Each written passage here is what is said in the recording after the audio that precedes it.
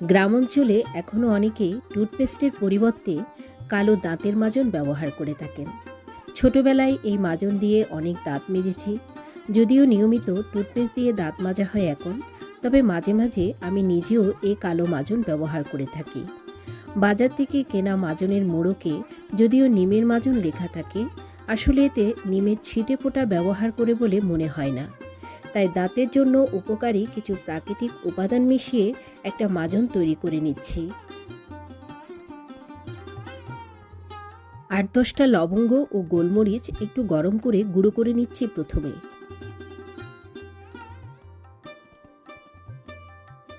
মাজনের জন্য আমি অল্প ধানের চিটা পুড়িয়ে এইভাবে মিহি করে গুঁড়ো করে নিয়েছি আগে থেকে। এর সাথে মিশিয়ে দিচ্ছি নিম পাতার গুঁড়ো, দিয়ে দিচ্ছি আধা চামচের মতো ফিটকিরি, 1 চামচ লবণ,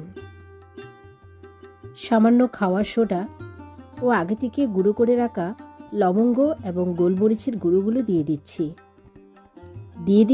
1 চামচ দারচিনি গুঁড়ো। দাঁতের জন্য হলুদ উপকারী, তাই 1 চামচ হলুদ গুঁড়ো এখানে যোগ করে দিচ্ছি।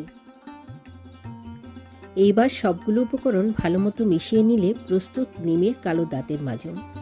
শুরুর দিকে মাজন দিয়ে দাঁত মাজলে একটু তেতো লাগে, তবে নিয়মিত মাজলে অভ্যাস হয়ে যায়। যারা নিম পাতার গুঁড়ো পথ্য হিসেবে খায় তাদের অসুবিধা হয় না, তবে ভালো জিনিসের জন্য এটুকু তো মেনে নিতে হবে।